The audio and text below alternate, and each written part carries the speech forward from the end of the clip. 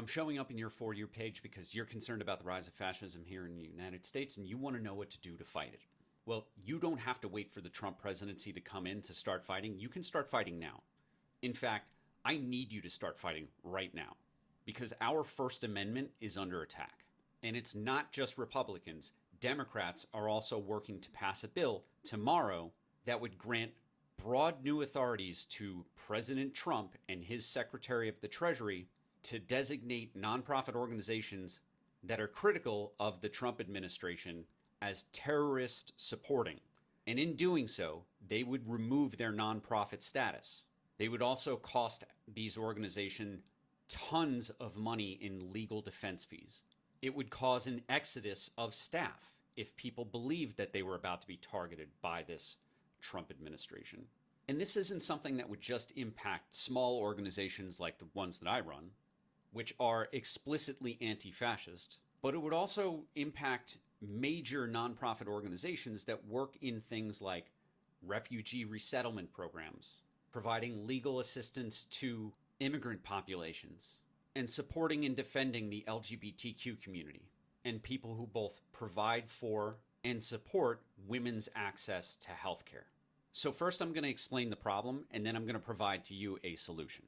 Something that you can take action on today, and you should take action on today because time is short, and we need you to call your member of Congress and tell them to vote no against this terrible bill that would empower the Trump fascist administration.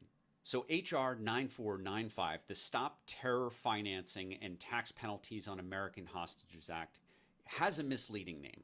And to be clear, part of the goal is noble, and that is to make it so that if an American is unlawfully detained or held captive overseas, that they wouldn't have to owe taxes or be targeted by the IRS. But the first part of the name of that bill is the really concerning part, the Stop Terror Financing thing, which sounds great. But what it would do is it would grant the president, through his Secretary of Treasury, the ability to designate any organization as terrorist supporting and take away their nonprofit status, which would mean that the individuals who are working for the members of the boards who control these nonprofits, they would become personally responsible for the tax burden of any activity that that nonprofit organization had engaged in. And whether it's small organizations like mine or big nonprofits with hundreds of millions of dollars in budget that they're using to do things like refugee resettlement programs for interpreters that served with Iraq and Afghanistan veterans, or housing for migrants, these large organizations would also be crushed overnight if Trump gains this power. Now, the bill does not include any due process protections for the accused. It would allow Donald Trump and whatever clown ends up being the Secretary of Treasury to just designate any organization this way. Now, this doesn't just impact the groups that you typically think of the Trump administration and MAGA targeting, the LGBTQ community, people of color, black people, indigenous people, right? Anyone who's not a white, straight Christian male. But the real target here is schools and students. And the objective here is to stop any opportunity for these students to use their First Amendment protected rights in criticizing this administration and our foreign allies. Now, Donald Trump has already made it very clear that he intends to try to remove the nonprofit status of universities where campus protests have been happening for over a year now. And this bill is basically giving him that power. And the messed up thing is that a lot of Democrats, last time this bill came up, voted in favor of it. And there's still time for you to make a difference here. And the way that you do that is you go to 5calls.org. There will be a search bar right at the top that will say your location. So put in your zip code, hit go. You'll see your town come up or your city come up.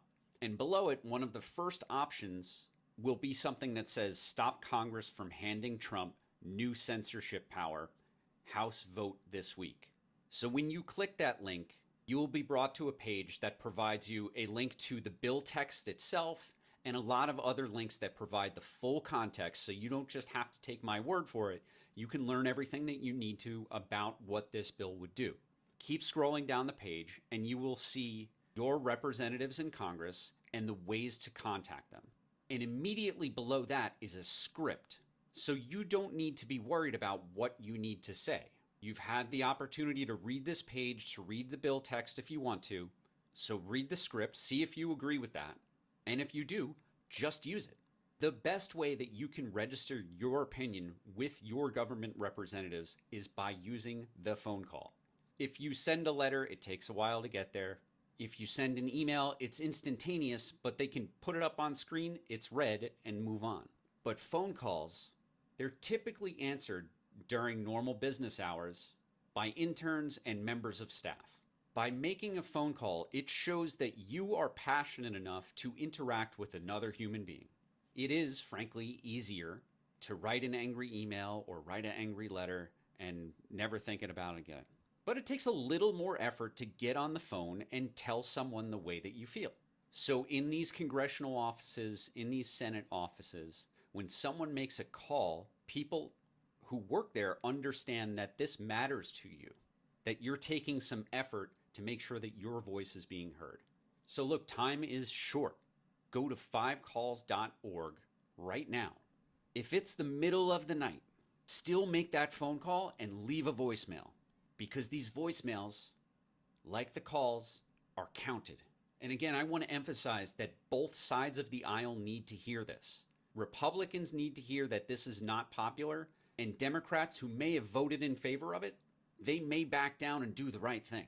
So wherever you are, just register your opinion. Don't give up. Remember the lesson from Tim Snyder's On Tyranny?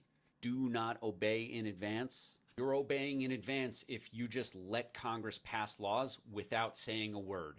So look, take a couple minutes out of your day or night, go to 5calls.org and make those calls. Because people like me won't be able to do what we do in actively fighting against authoritarianism and fascism if Donald Trump has even more tools to prosecute, harass, and intimidate us.